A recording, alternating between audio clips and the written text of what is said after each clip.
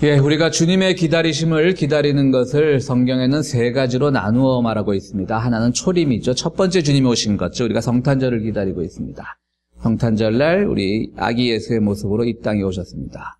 그것을 우리가 초림이라고 부르고요. 그리고 주님께서 이 땅에서 활동을 하시다가 이제 십자가에 달리셨다가 부활하셔서 제자들을 남겨두고 승천하신 뒤에 곧 오순절 사건 때 성령이 임하셨습니다. 그것을 우리는 성령 강림이라고 하죠. 그러니까 예수님께서 한 번 오셨고 두 번째로는 예수님이 승천하신 뒤에 성령의 모습으로 강림해서 두 번째 임재가 되는 겁니다. 그리고 그 성령의 강림을 통해서 오늘 우리가 예배드리는 이 예배, 교회가 형성이 되었고요. 성령 강림절이라고 하면 교회의 생일이 될 수가 있겠습니다. 우리는 성령 강림절을 5월 중이나 또는 6월 초순에 지내게 되죠.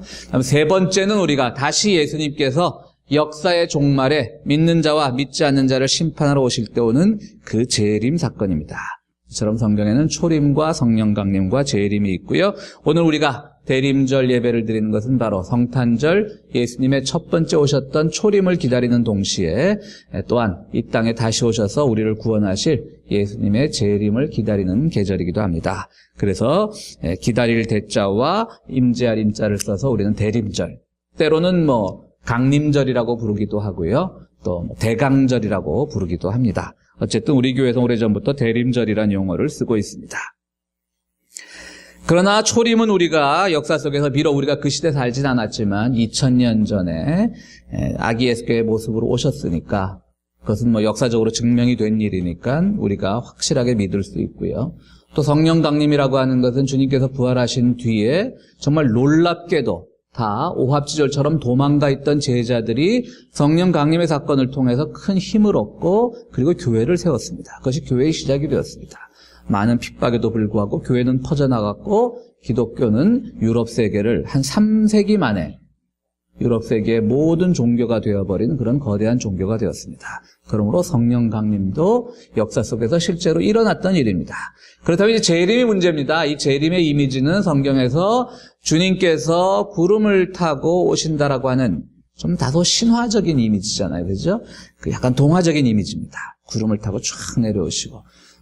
이 중세 화가들이 그린 그림에는 그러한 것들이 많이 나타나지만 오늘날 그 합리주의에 물들어 있는 우리 현대인들에게는 이 재림 사건이 좀 신비하고 때로는 신화적이고 그래서 우리의 믿음이 깊지 못하면 조금 정말 주님께서 이렇게 오실까 하는 그죠? 그런 좀 의심이 없잖아 있는 사건이 바로 재림이기도 합니다. 물론 우리는 재림을 믿어야 되는데요. 그러나 잘 믿어야 되는 거죠.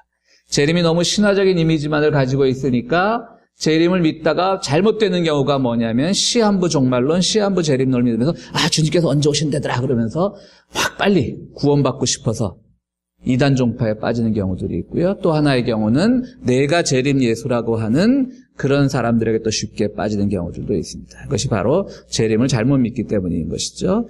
그렇기 때문에 오늘 우리는 성서에 증언된 주님께서 구름 타고 이 땅에 오신다는 것을 그대로 믿지만 그러나 그것이 가져오는 그 내용은 형식의 문제가 아니라 표현의 문제가 아니라 내용은 과연 무엇을 말하는가? 정말 신비하고 초월적이고 때로는 신화적이기까지 하는 그런 이미지에 너무 국한되지 마시고요. 재림이라는 것이 과연 오늘의 삶 속에서 우리에게 무엇을 가르치는가를 정확하게 알아야 될 것입니다. 분명한 것은 재림은 역사의 종말에 오신다라고 하는 것입니다. 역사의 종말에 오셔서 그때 믿는 자와 믿지 않는 자를 구별하시고 심판하시고 구원하십니다. 때로는 주님께서 재림을 오실 때에 이미 무덤에 있는 자들도 데살로니가 전서의 표현에 따르면 무덤 속에서 일어나서 구원에 동참하게 된다고 하는 것입니다. 그런데 주님께서는 때로는 또 재림을 말씀하시면서 여기 있는 사람들 시대에 재림을 보게 될 것이라고 얘기합니다. 그것이 오늘 이단 종파들이 가장 빠지기 쉬운 함정 중에 하나인 거죠. 성경에 분명히 나와 있거든요. 여기 살아있는 사람들 중에 재림을 보게 될 것이다. 그러니까 내가 이 땅의 목숨을 다 끝나기 전에 주님께서 재림하신다. 이런 의미로 받아들이면 막 지금 내 나이는 먹어가는데 육체적인 나이로 이제 죽음을 기다릴 날은 얼마 되지 않은 것 같은데 주님은 언제 오실까 하는데 누가 아주 언변 좋은 사기꾼 같은 사람이 내가 재림 예수다라고 하면 다 넘어가게 되는 것이죠. 그러나 주님께서 과연 너희들이 살아있는 동안에 재림을 보게 될 사람들이 이 중에 있을 것이라고 하는 것은 무엇일까? 그 두 가지 우리가 잘 구별해야 되는 겁니다. 즉 역사의 종말에 오실 주님께서는 분명히 심판하러 역사의 종말에 오시지만 또 하나 우리가 살아있을 때 본다라고 하는 것은 우리 삶 속에서 끊임없이 우리를 위해서 다가오시는 주님을 경험하라는 겁니다. 주님은 오늘도 여러분들을 향해서 끊임없이 새로운 구원의 메시지를 가지고 새로운 약속을 가지고 새로운 사랑의 선포를 가지고 여러분들에게 다가오시는 겁니다. 그러니까 여러분들도 재림 예수를 이미 다 경험한 것입니다. 그러나 동시에 우리는 역사의 종말의 사건으로서 재림을 경험하고 또 기다려야 되는 것입니다. 그런 점에서 오늘 우리는 삶 속에서 다가오는 주님의 재림, 역사의 종말에 오는 주님의 재림이 아니라 바로 삶 속에서 다가오는 주님의 재림을 어떻게 맞이할 것인가, 오늘 대림절 첫째 주일 하나님의 은혜를 함께 나눠보고자 하는 것입니다. 오늘 본문은 이렇게 얘기합니다. 예수님께서 다시 오셔서 믿는 사람들을 구원하기 전에 이 땅에 큰 재앙이 있다라고 말합니다. 주님께서 노아의 홍수를 오늘 본문을 빗대어서 말씀을 하시는데요. 노아의 홍수 때 그러지 않았느냐? 많은 사람들은 시집가고 장가가고 재밌게 살았는데 노아만이 하나님의 약속을 믿고 방주를 만들었기 때문에 노아만이 구원을 받았다. 이까지는 우리가 충분히 노아의 홍수 사건을 아니까요 받아들일 수 있는 건데 그 다음에 뭐라고 말하냐면요. 그날과 그때는 아무도 모른다. 심지어 주님께서 아들도 모른다, 나도 모른다라고 해서 이게 굉장히 신학자들한테 논쟁이 많은 부분입니다. 예수님은 하나님과 동일한 본체 삼위일체 하나님인데 어떻게 하나님은 알고 예수님을 모르는 사건이 있을 수 있는가? 굉장히 신학적으로 논쟁이 많은데요. 저도 설교를 준비하면서 많은 주석책을 봤는데도 하나 명쾌한 게 없더라고요. 다. 저는 이렇게 생각을 해봅니다. 그만큼 그날과 그 시간 주님이 몰랐다는 의미가 아니라 정말 나도 모를 정도의 실제로 몰랐다는 의미라기보다는 그만큼 순식간에 다가오는 것, 언제 다가올지 모르는 그것을 강조하기 위해서 주님께서 그렇게 말씀을 하셨다라고 생각이 됩니다. 그렇습니다. 오늘 주님께서 말씀하실 때 그날과 그때는 아무도 모르는데 누가 구원을 받고 누가 그럼 심판을 받을 것이냐 말씀을 하시는데 명확하게 기준을 설명하시지 않으시는 거예요. 착하게 살아야지 그러면 그날의 구원을 받고 죄 지은 사람은 벌을 받을 거야. 이렇게 좀 구체적으로, 그리고 착하게 사는 그 범주를 쫙 설명하시고 이렇게 사는 것이 착하게 사는 것이야. 그 다음 죄 져서 심판받을 사람은 이렇게 살면 죄를 짓는 것이야. 이렇게 말씀을 해줘야 되는데요. 오늘 본문 한번 보세요. 굉장히 지금 우리들을 난감하게 만듭니다. 장가가고 시집가고. 우리 청년들 몇 명 빼놓고 다 장가가고 시집가 보셨잖아요. 그죠? 보셨잖아요. 라는 표현이 좀 그렇긴 하지만 어쨌든. 잘못됐습니까? 그래서 그 안에서 우리가 자식들도 보았고, 오손도손 잘 살았고. 근데 노아의 때 구원받지 못한 사람들을 표현할 때 장가가고 시집가고, 그냥 그런 즐거움에 빠져 살던 사람들. 심지어는 남자 둘이 밭에 가서 일을 하는데 어느 한순간 한 사람은 구원을 받고 한 사람은 구원받지 못하는. 세상에 그런 억울한 경우가 어디 있습니까? 여자들이 가정일을 하기 위해서 맷돌을 가는데 맷돌을 갈던 사람 중에 한 사람은 구원을 받고 한 사람은 구원을 받지 못하고. 무섭지 않으세요? 저는 설교 준비하면서 좀 무서운 생각이 들었더라고요. 누가 이게 구원을 받나? 아마 이런 의미일 겁니다. 주님께서 하시고자 하는 말씀은 모든 것은 주님의 결정에 따라 있지만, 그러나 특히 장가가고 시집가고 이런 의미들은요, 우리가 참 주님께서 주신 얼마나 귀한 행복이에요. 근데 그 세상적인 행복에 빠져 살다가 정말 주님이 바라시는 것들을 너무 놓쳐버리는, 그저 나의 일상의 행복만을 추구하며 사는 삶보다는 주님께서 가르쳐주신 삶이 어떤 것인가를 생각하고 살라는 거겠죠. 그것까지는 이해가 되는데 정말 누구는 밭농사 짓다가 누구는 구원받고 누구는 구원받지 못하고, 맷돌을 돌리다가 누구는 구원받고 누구는 구원받지 못하고. 도대체 우리가 어떻게 살아야지 나중에 주님 재림하실 때, 그리고 우리 일상 속에서 다가오시는 주님을 만날 수 있는가. 참 어려운 내용인 것은 틀림없습니다. 그런데 주님께서 오늘 우리들에게 이렇게 말씀하십니다. 그러므로 깨어있어라. 깨어있는 것만이 능사다. 깨어있는다는 건 뭘까요? 끊임없이 주님을 생각하라고 하는 겁니다.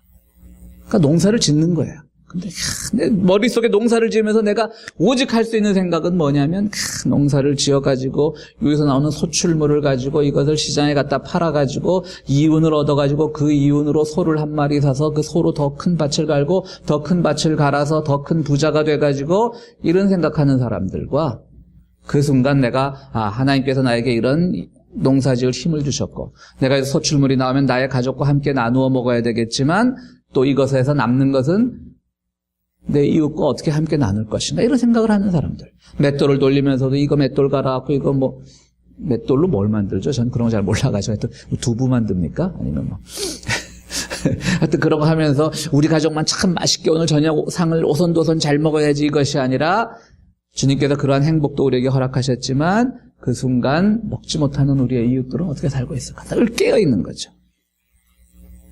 그때 주님께서는 우리에게 새로운 방법으로 그날과 그때를 가르쳐 주시는 것이고, 우리가 구원에 동참하게 되는 것이고, 바로 그렇게 사는 삶은 종말의 때에도 구원에 동참하지만 바로 매일매일 삶의 순간에서 주님의 오심을 경험하는 겁니다. 이미 재림 예수를 만난 겁니다. 문선명이 재림 예수가 아니고 요새 무슨 어떤 수많은 이단 종파가 재림 예수가 아니라 여러분들은 이미 재림 예수를 다 만난 겁니다. 깨어있을 경우에.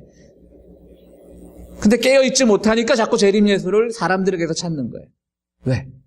막 죽는 게 두렵습니다. 나이가 먹을수록 빨리 내 생에 재림 예수를 봐야 되는데 오지 않습니다. 그저 내 삶이 빨리 보존되기만을 원합니다. 나만 죽어서 어떻게 천당 가기를 원합니다. 그러다 보면 누가 가만히 설로 하면 쉽게 넘어가 버리는 것이죠. 바로 정말 우리가 주님은 우리 삶 속에서 오늘도 끊임없이 재림 예수의 모습으로 다가오고 계신 거예요. 그걸 만나야 되는 겁니다. 오늘 우리가 44절까지만 읽었지만 주님께서는 깨어있으라고 말하면서 참으로 충성되고 지혜로운 종이 되라고 45절부터 말씀을 하십니다. 그래서 주인이 언제 돌아올지 모르니까 항상 깨어서 주인을 기다리는 그 종의 모습을 하고 있는데요. 종의 모습을 설명하고 있는데요.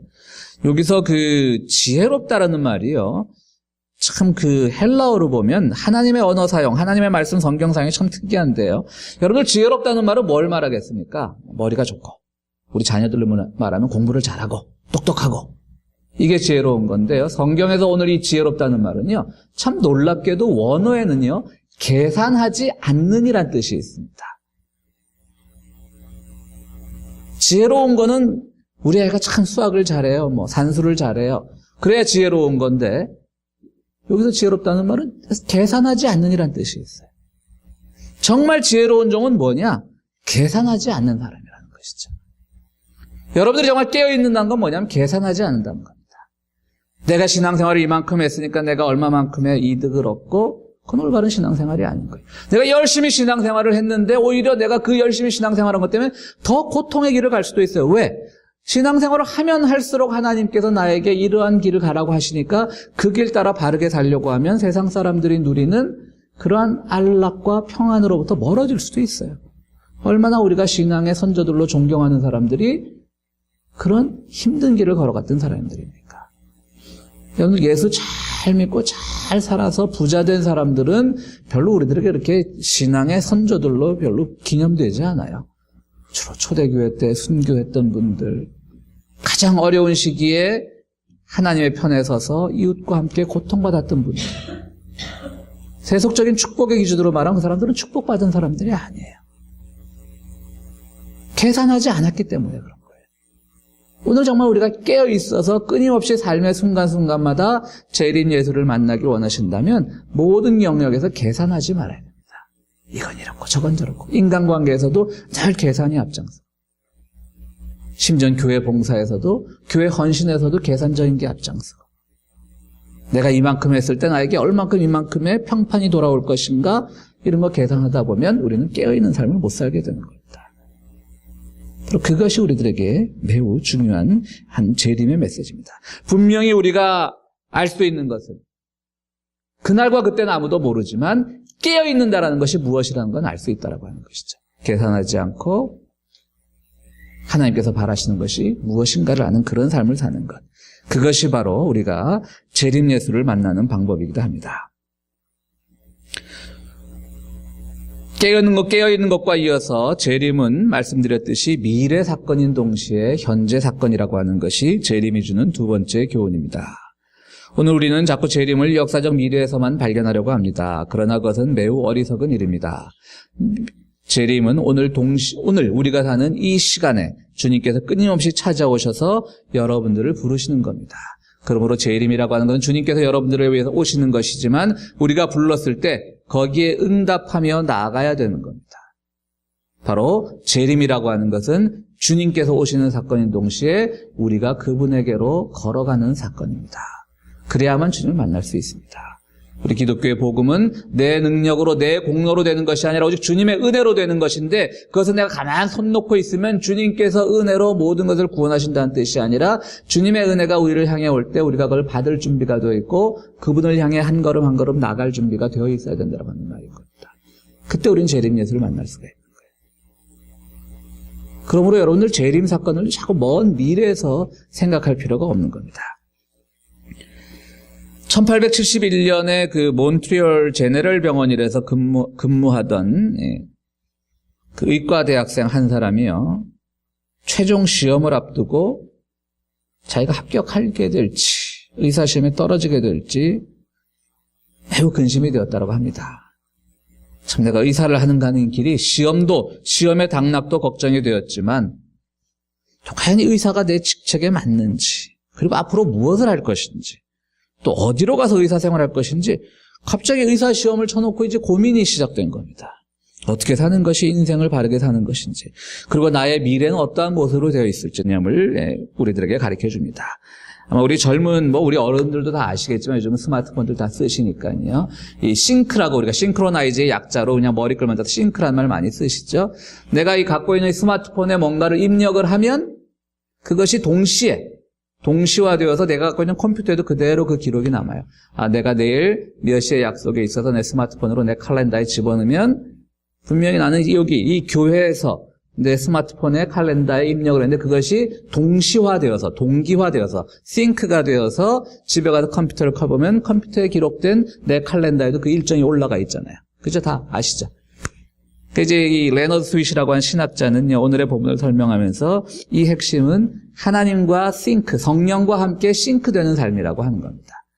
그러니까 매일매일의 삶 속에서 하나님의 가르침이 내 삶 속에서 동기화되는 거예요. 싱크가 된 거예요. 하나님이 뭔가를 입력을 하시면 내 삶 속에 그것이 그대로 나타나야 된다고 하는 거예요. 그것이 바로 깨어있는 것이고 그것이 바로 재림 예수를 만난다고 하는 것입니다. 바꾸어 말하면 주님께서는 이 성경 말씀을 통해서 그것이 2000년 전에 쓰여진 그 과거의 가르침이 아니라 오늘 끊임없이 바로 오늘의 이 말씀은 새롭게 해석되어서 우리에게 새롭게 어떤 삶의 방침을 제시하고 계시는데, 그래서 새롭게 우리에게 새로운 것을 계속 입력하고 계시는데 우리는 과거의 틀에 매여 있다면 싱크가 되지 않는 거죠. 이건 이미 업데이트가 되지 않은 겁니다. 그러니까 주님께서는 끊임없이 이 레너드 스윗의 말처럼, 그 신학자의 분석처럼 오늘 이 본문은 깨어있다는 게 뭐냐? 그냥 싱크하는 삶이다. 그러면 역사의 종말에 주님의 재림하실 때도 우리는 밭에 있다가 구원받는 사람에 낄 수가 있는 거예요. 지금 하나님께서 계속 우리에게 뭔가를 입력을 하고 계시니까. 근데 그때마다 입력을 하는 것이죠. 과거에 입력된 것을 그대로 간직하는 것이 아니라 그때 업데이트된 걸로 입력이 되니까 그때 구원을 받을 수 있는 것이고, 맷돌질을 하다가도 구원을 받을 수 있는 것이죠. 이제 이것도 사실은 좀 은유적인 표현입니다. 사실은 우리가 솔직하게 말해서 여러분들의 친한 벗들하고 함께 농사를 짓고 있는데 나만 구원받은 거 마음 편하겠습니까? 솔직히, 그죠? 같이 가자 그러셔야 됩니다, 그때. 맷돌질을 하다가 옆집 아줌마와 같이 맷돌질하고 있는데 나만 구원받으면 그거 옆 사람 두고 가기 마음 편해서는 절대 우리 구원받는 자의 자세가 아닙니다. 그때 같이 가자고 손을 잡아야 되는 거예요. 그러나 주님은 이제 비유로 우리가 얼마만큼 성령에 충실하느냐, 살아가야 되냐, 그것을 우리들에게 말씀하신 것이죠. 우리가 하늘 위에서 구원받았다고 휴거됐다고 나중에 이 땅에서 고통받는 우리의 입들 보고 마음이 편해서는 우리가 구원받을 자격이 없는 사람들입니다. 근데 다 같이 구원받을 수 있도록 해야 되는 것이죠. 오늘 여러분들의 삶은 무엇에 싱크되어 살고 있습니까?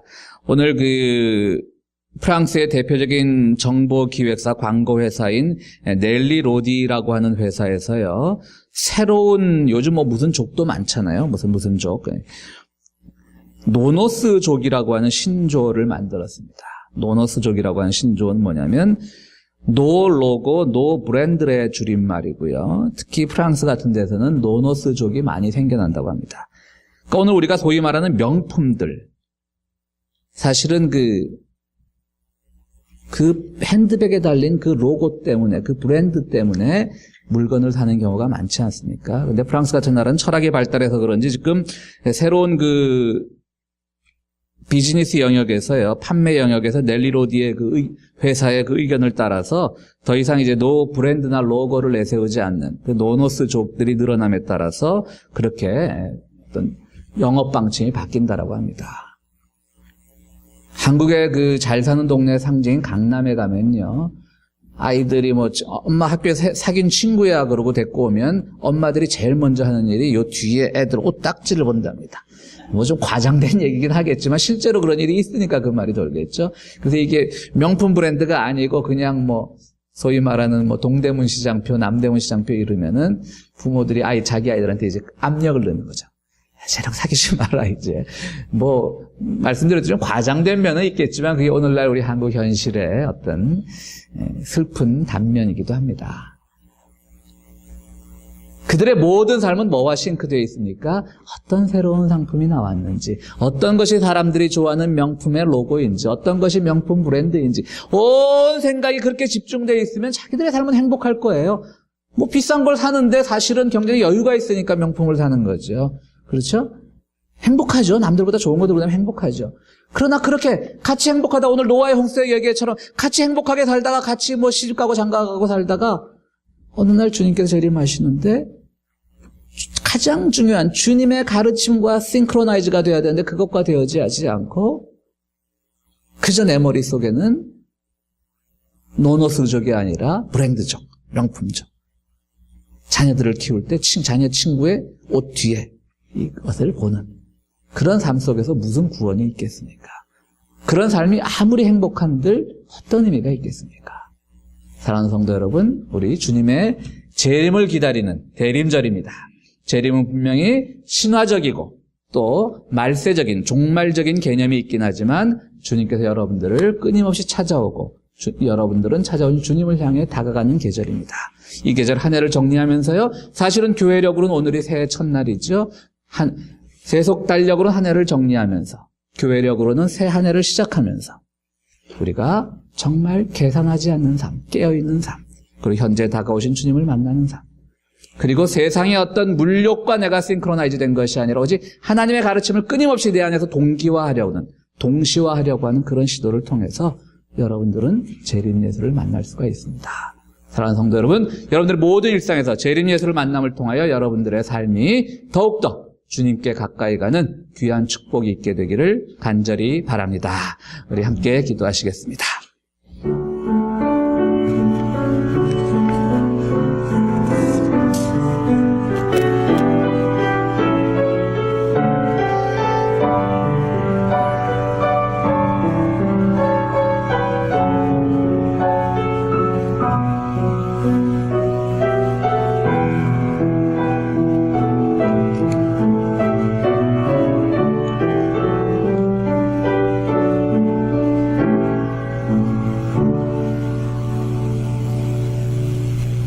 참 좋으신 하나님,